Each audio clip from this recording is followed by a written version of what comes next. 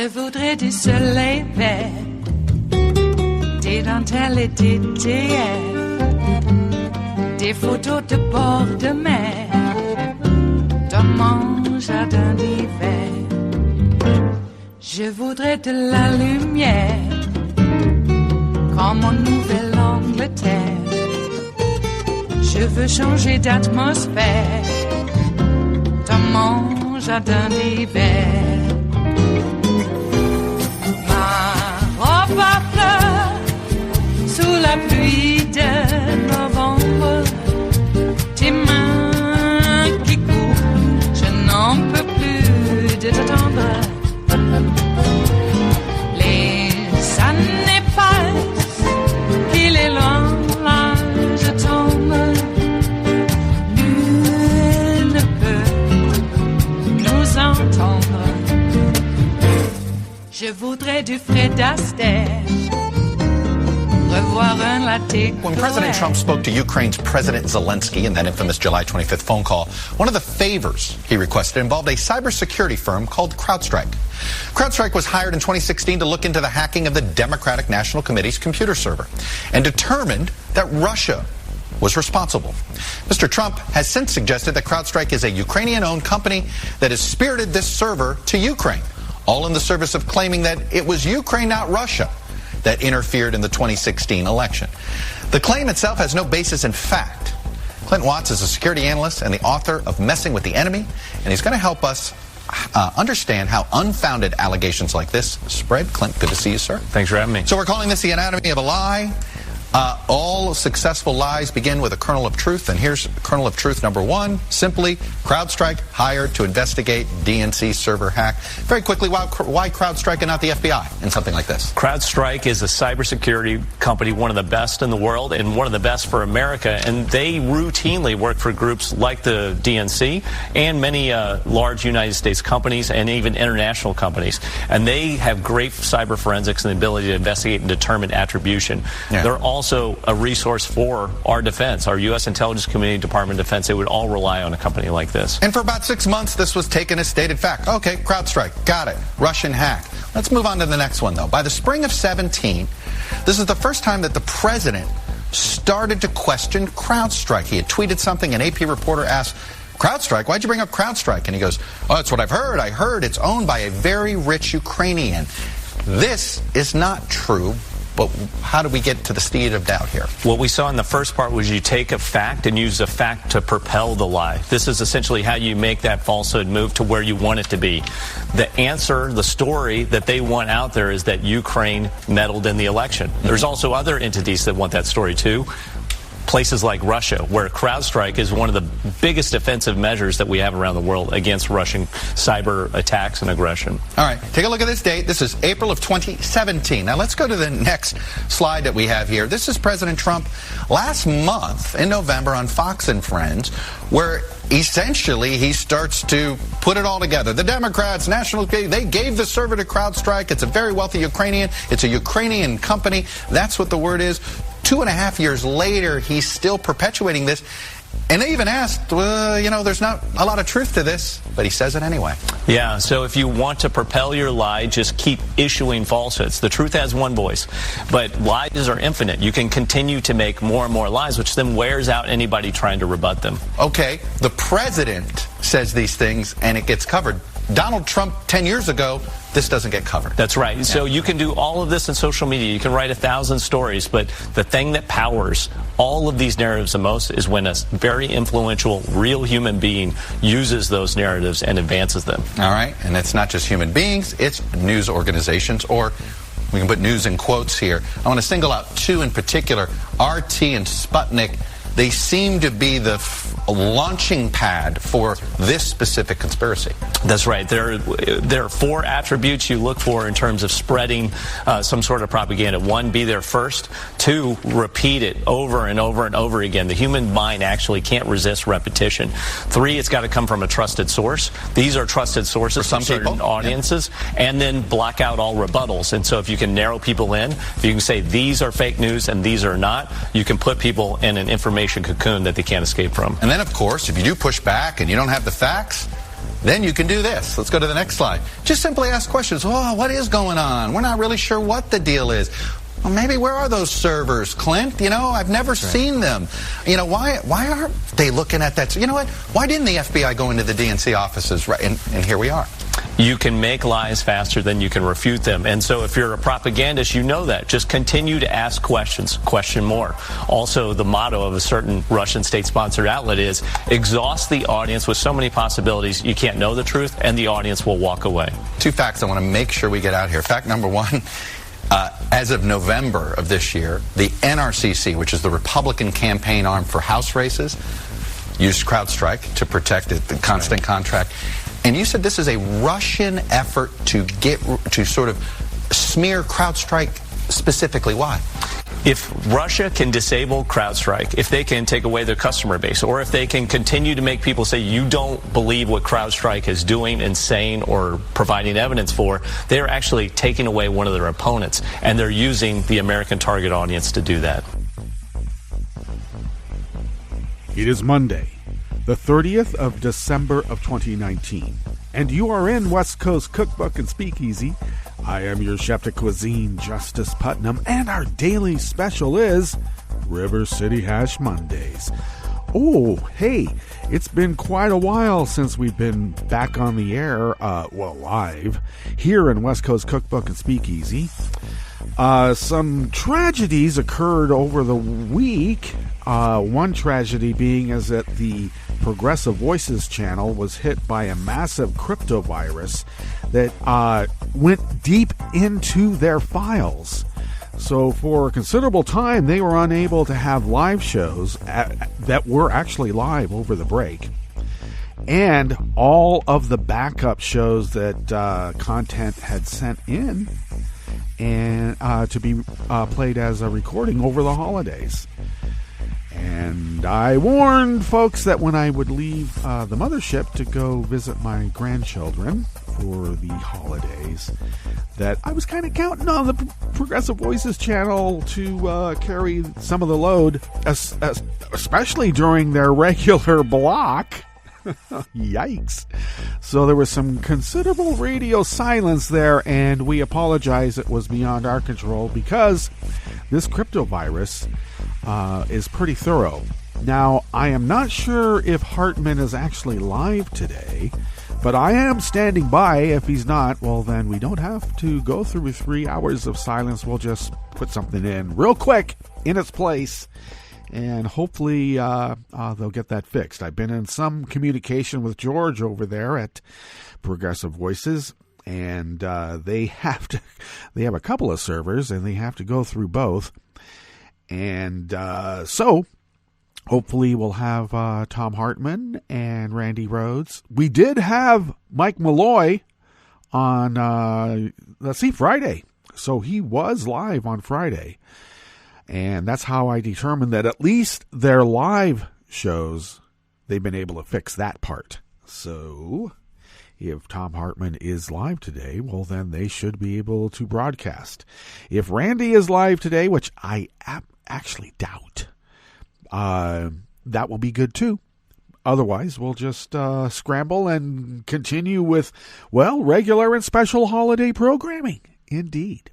So I did have a wonderful time with my grandkids. Oh, here's some great news. My grandson, who will be, he's finishing up his freshman year. Is that it, right? Yes. But he's in college now. And in May, he is going to Germany for the whole term as part of the program he's in. So he will be taking classes in Germany in German.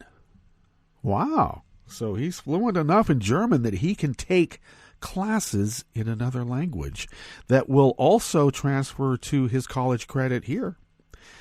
And good for him. So I'm very happy about that. Some of us just take time off and go to Europe. And he's going to have, as he said, the Germans really know how to party and they really know how to work. And the two don't really intrude on the other because they're Germans. Yep. So that's some grand news. I had a wonderful visit also with my granddaughters. Gosh, they're growing so quick. They do. And it was, by turns, of course, as you know, happy and exceedingly sad, this being the first Christmas without their father. And at least outwardly, I like to think that they are faring well, but we all internalize, and then we carry that internalization throughout our whole lives until it breaks us. And hopefully, enough love and hugs and talking and memorializing their dad, that might be mitigated so that they aren't damaged, that they become whole and healthy and understanding about, this life process. So it was actually a quite wonderful visit. And today is 1 year to the day that my son passed. And that day was pretty tough a year ago. And it's been tough ever since. And this is after, I've had some close family members and very close friends pass. I've sat in hospice with friends, and half a dozen. And that's not even counting all the years that I worked in convalescent hospitals growing up. So I'm well aware of this process, but when it is your own progeny and he has set out to, condition the kids to his passing, he was a good kid. He was such a good guy. He explained to the kids so that it wasn't a mystery. He knew what was going on and the possibility. You never know exactly when, but he got some news, and he explained it to me in an oblique way. And of course, he was 41. He was all outward signs, he seemed pretty damn healthy. Continued teaching boxing classes, and it wasn't as if he was laid low physically from this heart ailment. But some of us burn brighter and faster, and some of us burn brighter and a lot longer. So that is the process of life indeed. Well, I don't want to burden you with all this moroseness. I do appreciate all those who reached out, and thank you very much. It is heartening to know that there are people who care. I've always wanted to believe in the essential goodness in mankind. That's the default position I always take. But it's also nice to be,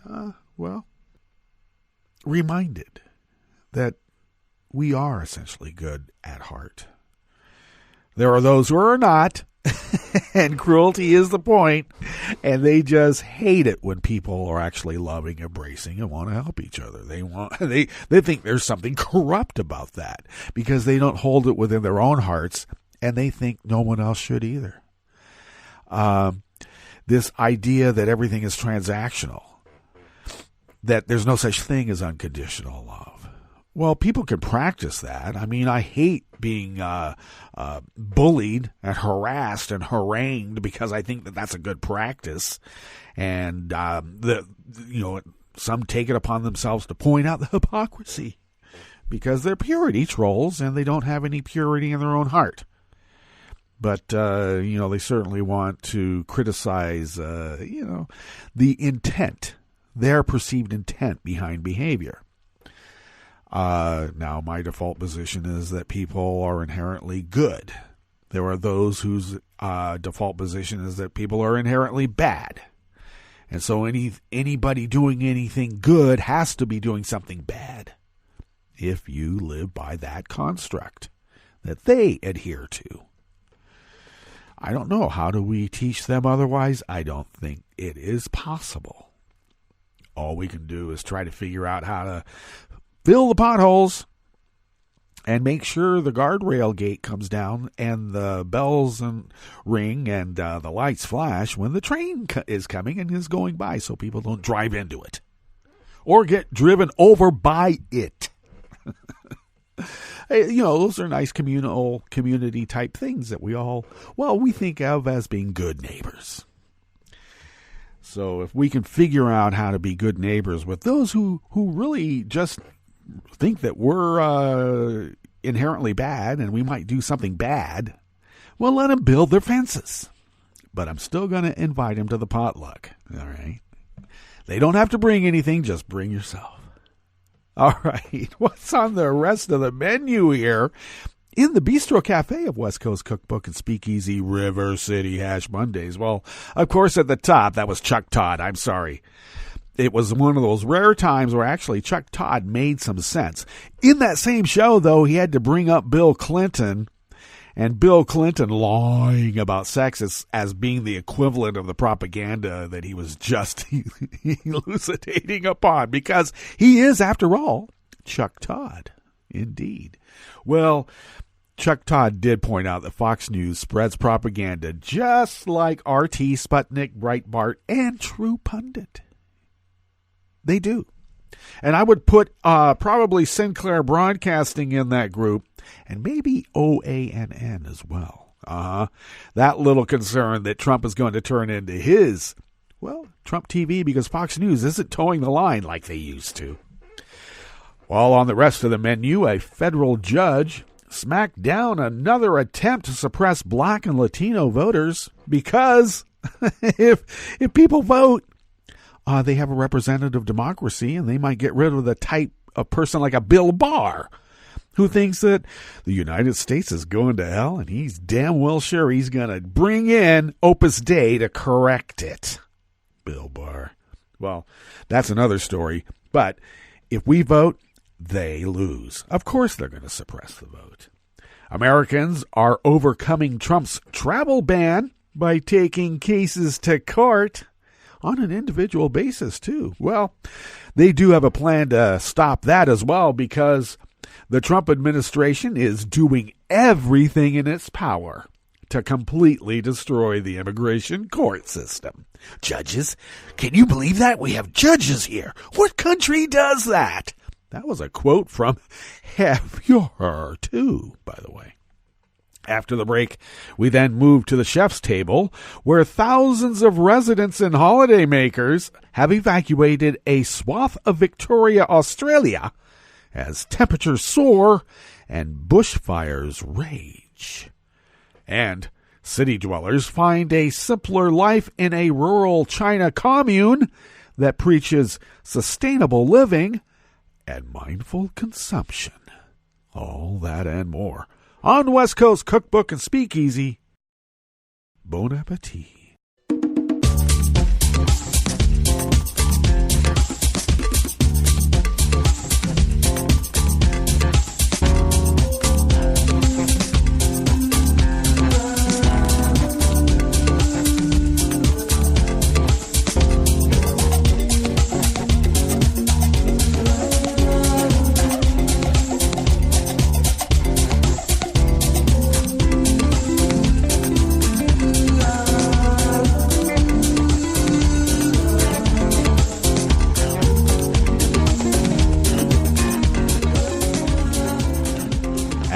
Bottom of our homepage at netrootsradio.com. To the rightish of the page is our chat room link, of course monitored by Kelly Lincoln, and we thank you, Kelly, for doing so, and so much more indeed.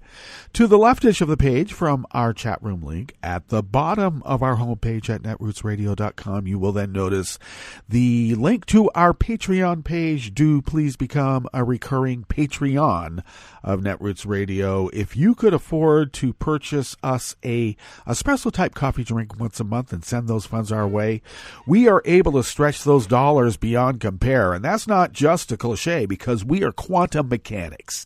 We are able to stretch dollars on the subatomic level. People are really bewildered how we're able to do it, but we are. And as you know, anything about quantum physics, something doesn't exist unless you can measure it. All right?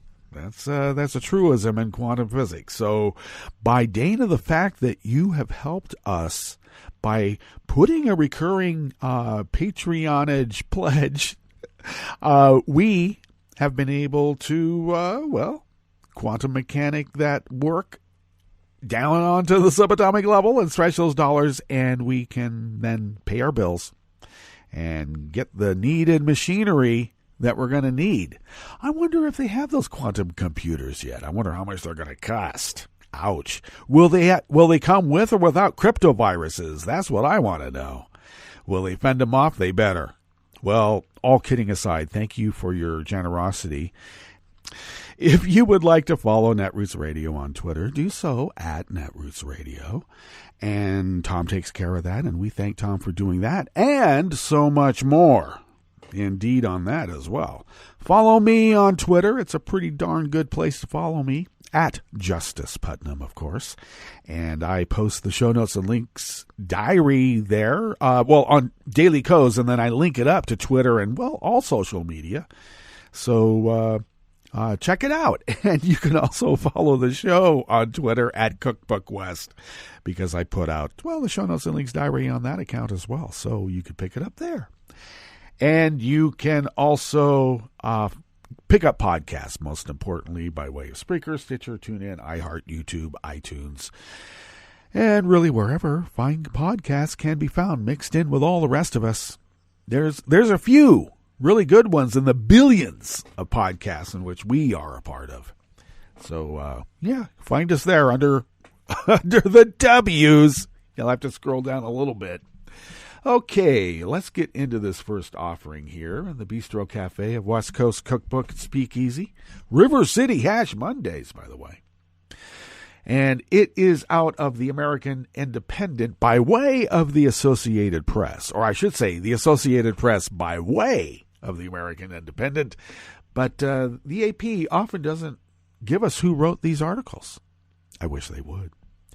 Republican attempts to require photo identification to vote in North Carolina are being thwarted again by judges hearing arguments that the mandate is tainted by bias that would deter Black and Latino residents. All I ever hear from these Trump bros, Ron Paul aficionados, the Lyndon LaRouches, all the usual suspects. What I hear from them constantly, their constant whine is, why do you always make it about race? Because you guys are bigots? They hate hearing that, though. A federal court announced that next week, meaning, this week, U.S. District Judge Loretta Biggs will formally block a photo ID requirement scheduled to begin in 2020. Unless the upcoming preliminary injunction is successfully appealed, the requirement will be halted until a lawsuit filed by the state and AACP and others is resolved. Thursday's short written notice from the federal, that was last Thursday, by the way, right after Christmas. Short written notice from the federal court in Winston-Salem previewed Biggs' order because state election officials were planning to expand efforts to educate voters about the ID law within days. Although the mandate would be carried out beginning with the March 3rd primary, the requirement would actually start in just a few weeks, with mail-in absentee ballot filers who also would have to provide an ID copy. The mandate identified several types of qualifying photo IDs and allowed people lacking one to get a free ID card or to fill out a form while voting, explaining their reasonable impediment to obtaining one. In other words, you don't have a voter ID, you don't have ID that we like, you don't vote. Oh, I'm sorry. This official government document with your photo on it, apparently you're so dark, we can't really tell who you are. We can't tell the difference from one dark voter from another. So this one doesn't apply. Yeah, that's what they do. And then after that, they're going to make you guess how many gumballs are in the gumball jar. GOP leaders in charge of the legislature have been trying for most of the decade to advance voter ID, saying that more than 30 states require it, and it builds confidence in elections. Really? No, it builds confidence in the GOP's ability to suppress votes. Data show voter ID impersonation is rare, however. The voting pool, currently 6.8 million registered voters is critical in a closely divided presidential battleground state, where statewide races are often competitive between major parties. Voter ID was actually carried out in North Carolina's 2016 primary election as a result of a 2013 law, but a federal appeals court struck down several portions of the law in July of 2016, saying photo ID and other voter restrictions were approved with intentional racial discrimination in mind. And then they always say, why do you always make it about race? Because you guys are bigots. And you know that you've offended people of color for so long, they really don't want to vote for you. Even if they get into the rarities and rarefied climes of your economic status, because you'll still remind them they're not part of the club. Now, of course, the actual reasons for the judge issuing the injunction and whether the legislature could pass a law altering the rules to resolve her concerns won't be known until a formal order is released.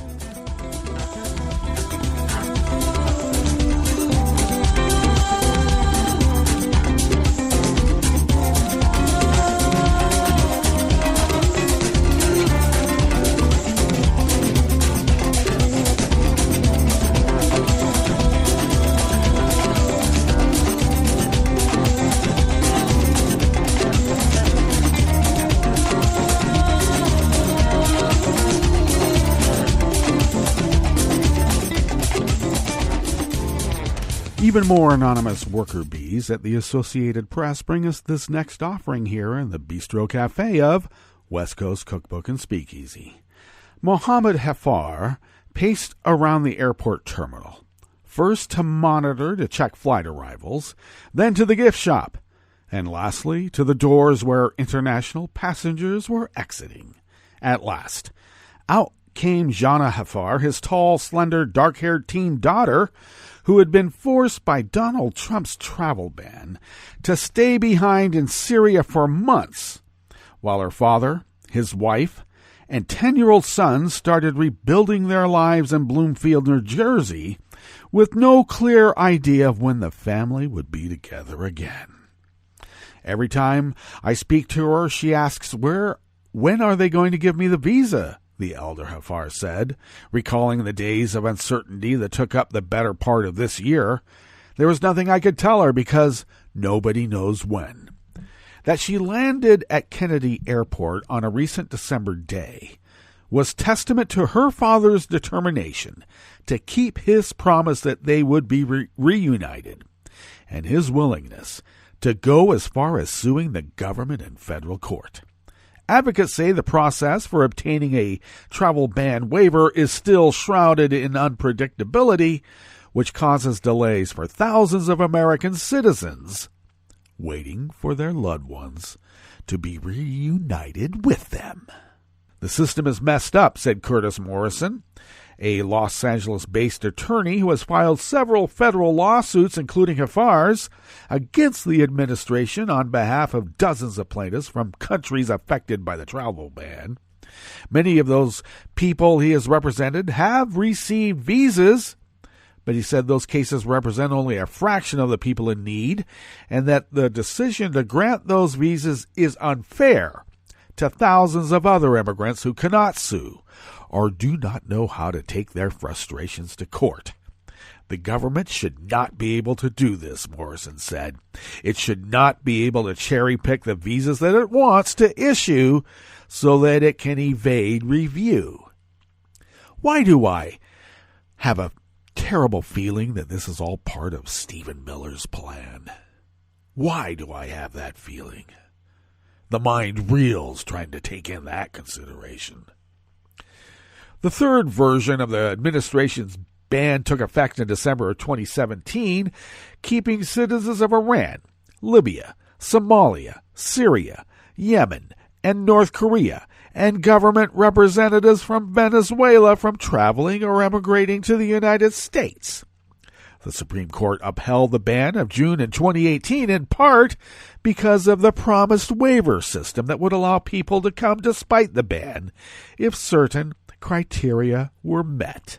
Of course, if you never let immigrants know that they have certain criteria that they can meet, then they'll never apply for a waiver now, will they?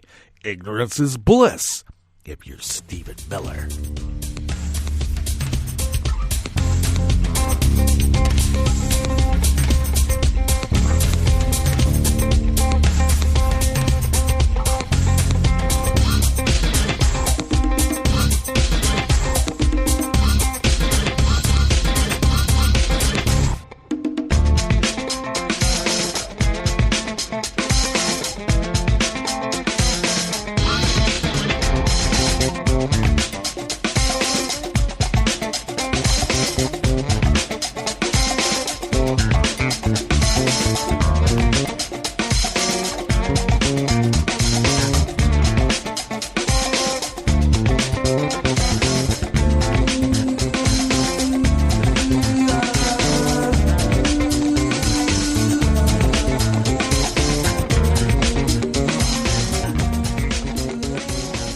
Cy Martin of the American Independent brings us this final offering here in the Bistro Cafe of West Coast Cookbook and Speakeasy River City Ash Mondays.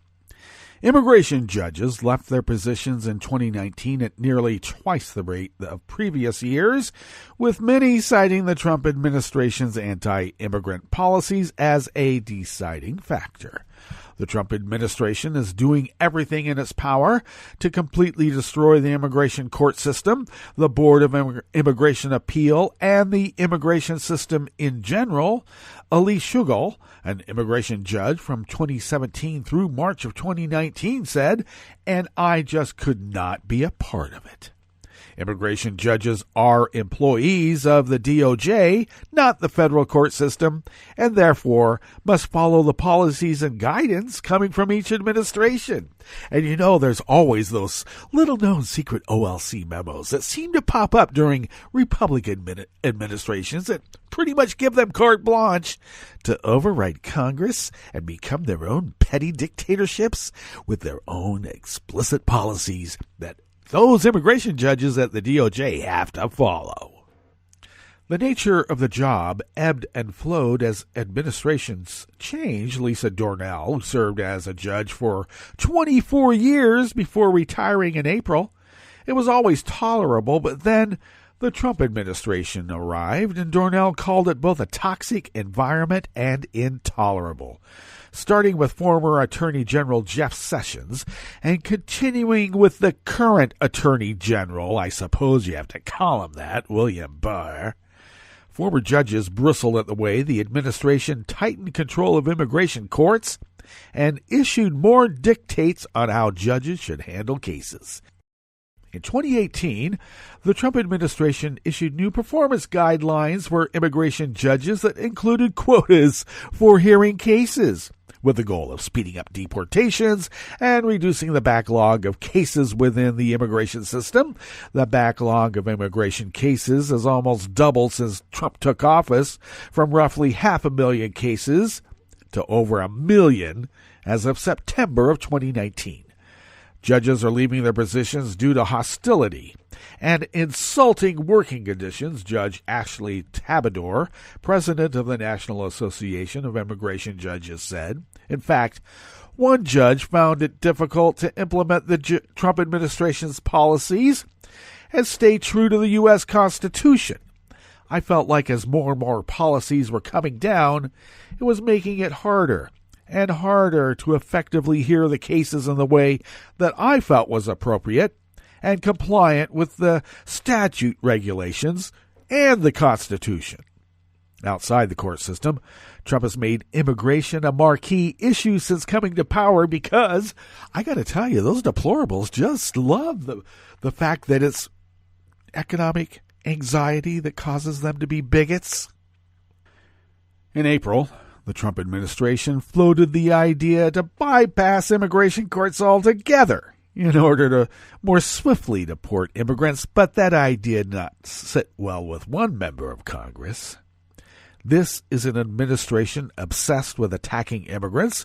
Representative Judy Chu, Democrat of California, said in a statement at the time, and they will go to any lengths in order to make America white again, including executive overreach, and circumventing the courts.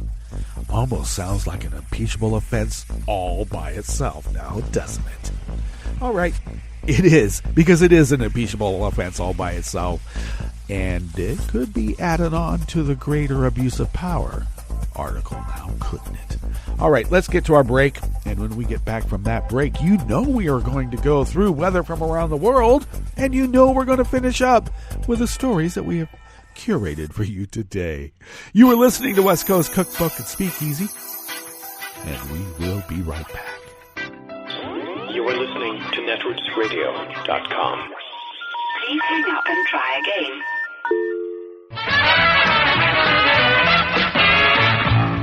From a point at sea to the circles of your mind, a new force is at work for planetary transformation. New radio for a new Earth.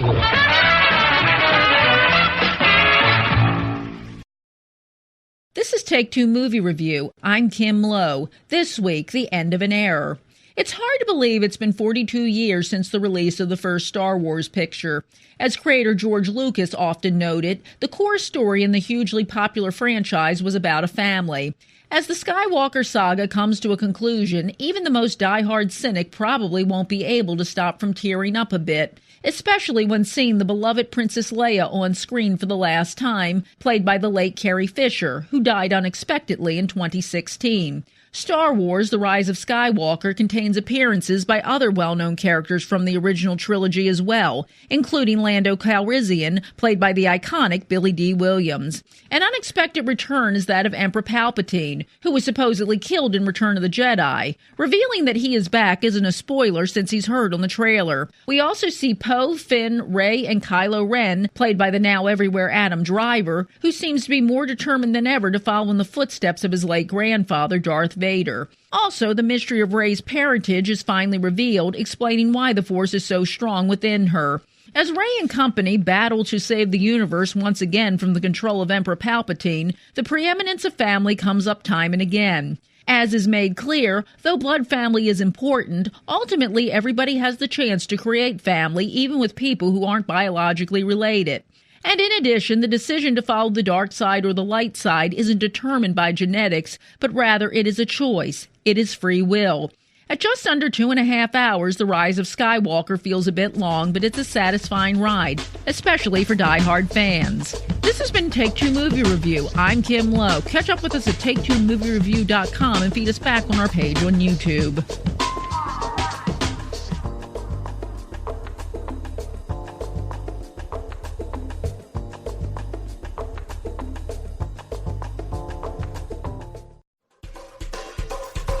This is Scientific American's 60-Second Science. I'm Suzanne Bard.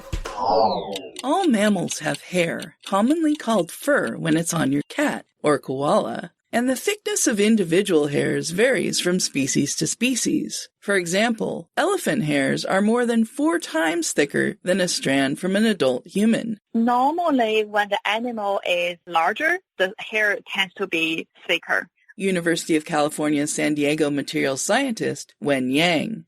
She's interested in how biological structures like hair hold up under stress. That interest comes from a desire to design better synthetic materials. Yang's team tested the tensile strength of hair from 8 different mammal species, including humans. They subjected those hairs to increasing levels of tension until the fibers broke. The researchers assumed that thick hair, from giraffes, elephants, and boars, for example, would be more robust, but they were wrong. Interestingly, we find the thinner hair actually is stronger. In fact, adult human hair was some of the strongest in the study, and children's hair, the thinnest of all, was even more durable. Yang's team took a closer look at the hair with a scanning electron microscope. All hair is made of the protein keratin. The microscope views revealed specific patterns of breakage in the keratin fibers, which are composed of a protective outer cuticle and an inner cortex that provides strength. The microscope images showed that the cortex of thicker hair tends to snap when broken, leaving a clean, even break. But the inner cortex of thinner hair breaks off less evenly. Yang compares the process to what happens when a powerful gust of wind blows a tree down. In those cases, the trunk tends to shear at an angle, and that kind of break is a sign of strength. It actually takes more tension to cause shearing than a clean break. The researchers found that the cutoff point between these two types of breakage was about 200 micrometers, about 2.5 times thicker than human hair. The study is in the journal Matter.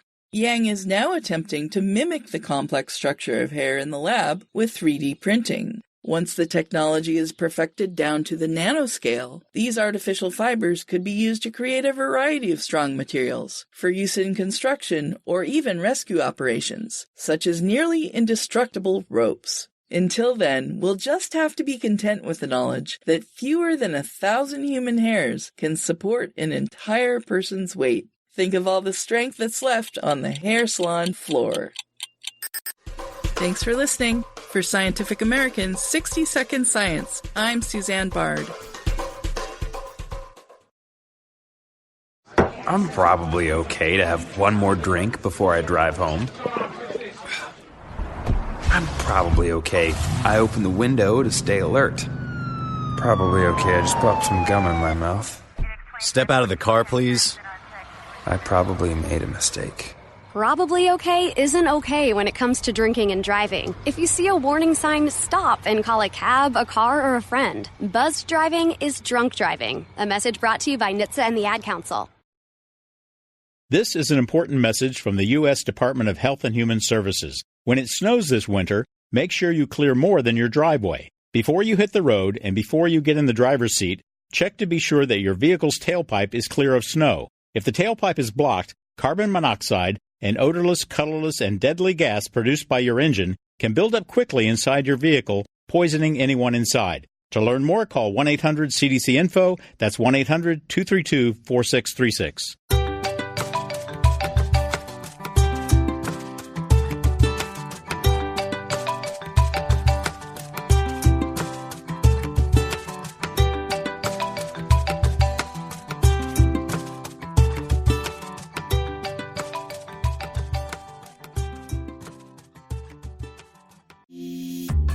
This program is presented by the Centers for Disease Control and Prevention.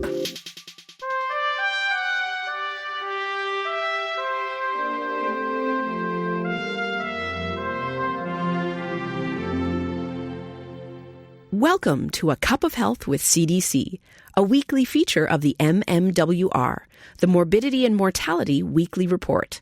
I'm your host, Dr. Kathleen Dooling. Occasional aches and pains are an expected part of life, but for many people, pain is a constant companion. Dr. Chad Helmick is with CDC's National Center for Chronic Disease Prevention and Health Promotion. He's joining us today to discuss ways to manage chronic pain. Welcome to the show, Chad. Thank you. Chad, how many people in the U.S. suffer from chronic pain? In 2016, 50 million adults had chronic pain, which is pain on most or every day in the past 6 months. More interesting, though, is that 20 million people have high-impact chronic pain, which is chronic pain that also limits their work or life activities on most or every day in the past 6 months. This is a problem because chronic pain is associated not only with symptoms, but with anxiety and depression, reduced quality of life, and the risk of opioid problems. What are the most common causes of chronic pain? The most common causes generally relate to bones and joints, like low back pain and arthritis, but there are many other causes: headaches, sickle cell disease, fibromyalgia, surgery and injuries, and many, many others.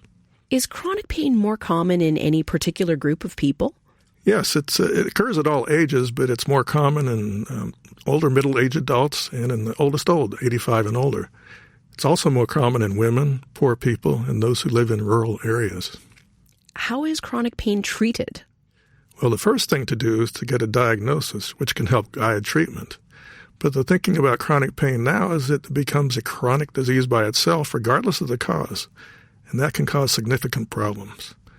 The real goal in management is to have a manageable level of pain, not to get rid of all pain. There's several steps that can be taken, and these are sometimes difficult to do because of barriers to access.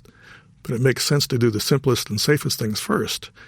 And these are non-drug steps. Things like physical activity. Walking is perfectly good to help reduce pain.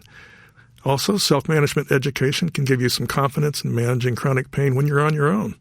There's also physical therapy, occupational therapy, psychological therapy, better sleep, which usually means less alcohol, and seeing a chiropractor or getting biofeedback and massage. If that's not enough, non-opioid drugs like Tylenol or Motrin and Advil or naproxen or Aleve can help. If those don't work, then it's time to consider something stronger. Sometimes that's opioids, but there's not great evidence that opioids are good for long-term pain in most people. Do you have any advice for people suffering from chronic pain? Well, it's important to work with a variety of providers who are working together to help you. The goal, again, is manageable pain so you can live a productive life. This can include physical therapy, most people can walk, to treat any underlying depression or anxiety, and to avoid further injuries. Finally, the National Pain Strategy is laying out a strategic roadmap to improve pain management system in this country. Where can listeners get more information about managing chronic pain? Listeners can go to the NIH website, nih.gov, and type in National Pain Strategy. Thanks, Chad. I've been talking today with Dr. Chad Helmick about ways to manage chronic pain. If you're experiencing daily pain, talk with your healthcare provider to ensure you have the correct diagnosis and know how to manage your condition. Until next time, be well. This is Dr. Kathleen Dooling for A Cup of Health with CDC. For the most accurate health information, visit cdc.gov or call 1-800-CDC-INFO. Hi, I'm Tom Hartman, and since you're listening to netrootsradio.com, show your progressive side and go to the donate button on the bottom of the homepage. It's progressives like you who power Netroots Radio and keep the progressive message beaming everywhere 24 hours a day. Just go to our donate button at the bottom of netrootsradio.com. Thank you for keeping progressive radio at full power.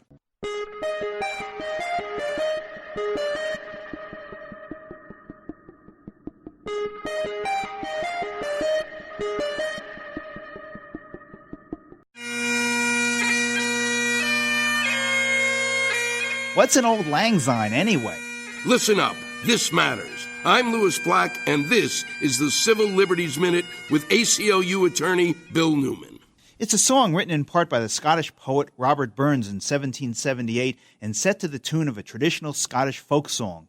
AULD is Old English for old, lang is Old English for long, and syne is Scottish for since. So Auld Lang Syne translates literally as old, long since. A somewhat looser translation, long ago or days gone by. The Brits brought the song around the world as they colonized, and Canadian band leader Guy Lombardo popularized it in America by playing it every New Year's Eve beginning in 1929, first on the radio and later on television.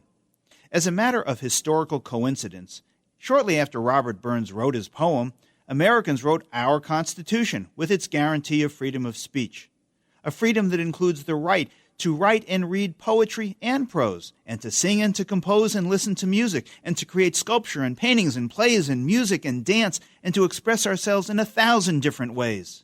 For the founders who long, long ago gave us freedom of speech, we lift a cup of kindness and days of Auld Lang Syne. The Civil Liberties Minute is made possible by the American Civil Liberties Union, because freedom can't defend itself. I'm Rick Smith, and this is Labor History in 2. On this day in labor history, the year was 1899. That was the day that a group of 33 railway clerks gathered in the back room of Barron's Cigar Shop in Sedalia, Missouri. They called themselves the Order of Railway Clerks in America. They affiliated with the American Federation of Labor. Later, the union reorganized as the Brotherhood of Railway Clerks. According to J.F. Riley, one of the men who attended that inaugural meeting, the object of the meeting was to discuss plans against further reduction in salaries and for their general good and welfare. Local clerks had earlier formed what Riley called a crude organization, but they made little progress in improving their working conditions. That was when they decided to reach out to clerks in other cities. They sent out circulars through the mail to try and drum up interest in the union. Riley described the work as slow and arduous. The men had to carry on their union organizing when they were not on the clock. There was no money to pay any of those working to build the union. Despite these difficulties, the union began to grow. A second local was formed in St. Louis, a third in Little Rock, Arkansas, and then a fourth in Kansas City, Missouri. Railroad organizing was often very difficult because owners stood firmly against unionization efforts. Today, the Brotherhood is now one of many that have merged to form the Transportation Communication International Union. All along the history of our roads, rails, and skyways, there are many similar stories of workers banding together for a better future. The workers who keep the United States moving remain an important sector of the modern labor movement. Labor History in 2 brought to you by the Illinois Labor History Society and The Rick Smith Show. For more information, go to laborhistoryin2.com, like us on Facebook, and follow us on the Twitters at Labor History in 2.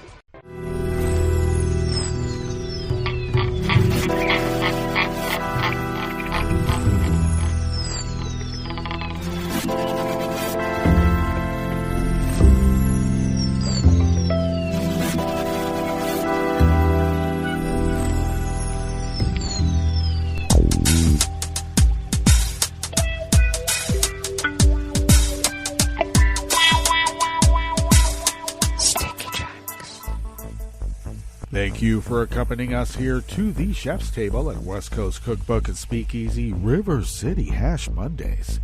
We always begin, whether from around the world, along the banks of the Rogue River and the Rogue River Valley of Southern Oregon on the west coast of the continental United States of America, where it is currently 38 degrees Fahrenheit. Cloudy conditions prevail. Winds are out of the due east, light and variable. We're expected to be a bit warmer in temperature than we were over the weekend, and looks like we might have a little bit of a drying out period. Drying out only being that there won't be actual water falling from the sky. Doesn't mean it's actually going to be dry. We did get over a half an inch of rain over the weekend, and a little bit when I was gone here where the mothership resides. So rain should be coming back on New Year's Day, where we are expecting about a quarter of an inch, and maybe some rain throughout the week. But certainly when the weekend picks up, we're going to get a third, at least a third per day. Yeah, it's going to be falling. At least that's what it says now. So considerable cloudiness will prevail. We are in an active fog advisory in the area. Let's see. Tonight we're going to have highs in the mid-40s, lows in the mid to upper 30s overnight, and we're expecting a high of maybe in the low 50s tomorrow with an overnight low in the mid-40s again. Looks like barometric pressure is holding steady at 30.3 inches. Visibility is down to 4 miles. And relative humidity is at 95%. So much for drying out, huh? Well, weather from around the world is brought to you by people's personal weather stations that they purchased. These people planted these purchased personal weather stations somewhere in their property. And these people positively live around the world. London is 50 degrees and sunny. Paris is 45 and sunny. Rome is 50 degrees and sunny.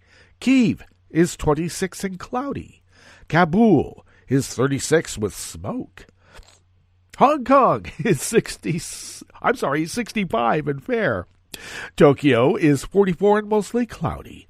Sydney, Australia is 71 and clear except for all the smoke. And San Francisco, California is 46 degrees and clear. And New York is 41 degrees Fahrenheit with a rain shower. Oh, I should mention the flood advisory. Yeah, you have one of those there in New York City. And that is weather from around the world, brought to you by people's personal weather stations that they purchased. These people planted these purchased personal weather stations somewhere on their property. And these people positively live around the world.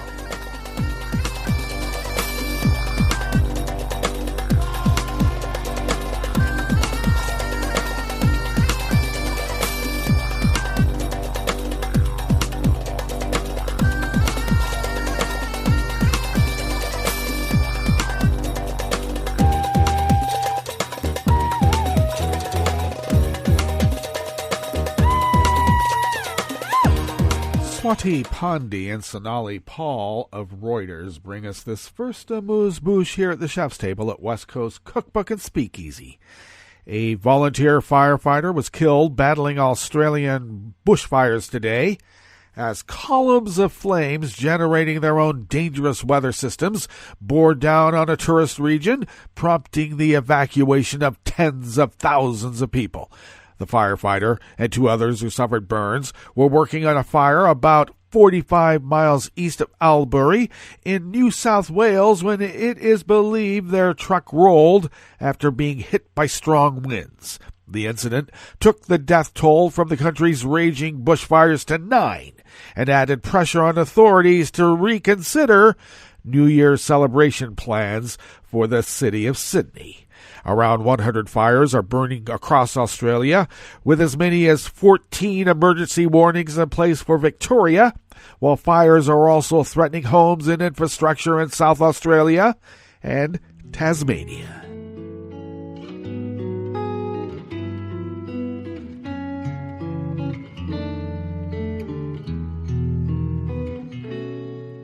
Je te donne ce mon amour pour la vie entière. La promesse de me trouver à tes genoux. Aussitôt que tu m'appelles, rester toujours fidèle. C'est tout, c'est tout. Je te donne tous mes printemps, mes étés de mer. Mes automnes, quand les feuilles tombent partout. Si ce n'est pas une bonne affaire, je te donne tous mes hivers, c'est tout. Wei Zhang Wu of Reuters brings us this final amuse-bouche here at the chef's table at West Coast Cookbook and Speakeasy. Yang Xiaoyu quit his job in a big Chinese city 9 months ago and moved to a small community that preaches sustainable living and mindful consumption. After graduating from college, I lived a very mainstream life, the 30-year-old former software developer said. I dated, got married, and found a job. But Yang realized he wanted something different. So he ditched his career in Suzhou, west of Shanghai, and found a new life in an isolated community centered around sustainable living and organic farming. China's teeming megacities have drawn hundreds of millions of people from rural villages and small towns in search of jobs and wealth. But people like Yang are part of an emerging trend in the opposite direction. A recent poll of people aged 18 to 35 by a state think tank found 52% of those living in smaller towns and cities had moved there after spending on average 3 years in top-tier cities, citing the fast pace of life. Known as another community, Yang's new home is an hour's drive outside of Fuzhou. It was set up by Tang Guanghu, age 30, and his wife Xing Sheng, age 35, in late 2015. It is now opening to the public for a 4-month trial. Since mid-October, over 20 potential residents, from former computer programmers to online English teachers and freelance videographers, have signed up to join the community. Wow, sounds like China is meeting their new hippie movement. One can only wonder if it's going to be sandalwood or patchouli tinctures that people be wearing right behind their ear as they pad around in their Birkenstocks. Well, good for them, because material gain means nothing in the larger scheme of things, and we all know that. Well, that brings us to the end of our broadcast period for the day. But you do know that Netroots Radio is going to broadcast on, and let's hope that Hartman's live. If it's not, we'll put up some other material. So we're going to meet up tomorrow for Terrytown Chowder Tuesdays. So do stay tuned to Netroots Radio all day and all night for all the breaking news as it breaks. And we'll meet up here tomorrow, right here, in West Coast Cookbook and Speakeasy. Bon appetit.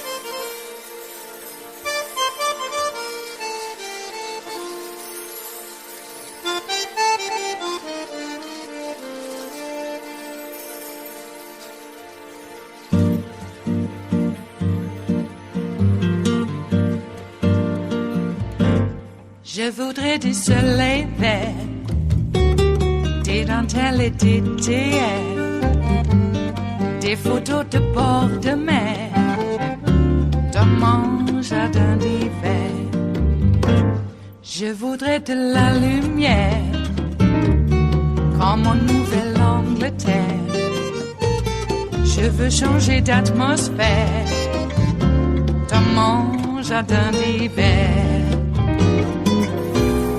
Ma robe à fleurs, sous la pluie de novembre, tes mains qui courent, je n'en peux plus de t'attendre. Les années passent, il est loin, là je tombe. Nul ne peut nous entendre. Je voudrais du Fred Astaire, revoir un latte coère. Je voudrais toujours te plaire, dans mon jardin d'hiver. Je veux déjeuner par terre, comme au long de golfe clair, t'embrasser les yeux ouverts, dans mon jardin d'hiver. Ma robe à fleurs, sous la pluie de novembre, tes mains qui courent, je n'en peux plus de t'attendre.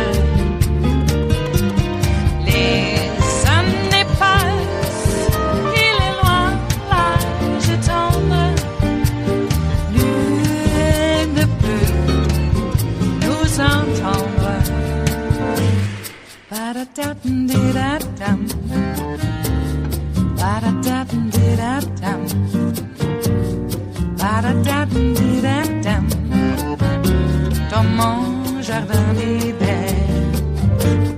Ba-da-da-dum-di-da-dum, ba-da-da-dum-di-da-dum, ba-da-da-dum-di-da-dum, dans mon jardin d'hiver. Dans mon jardin d'hiver, dans mon jardin d'hiver.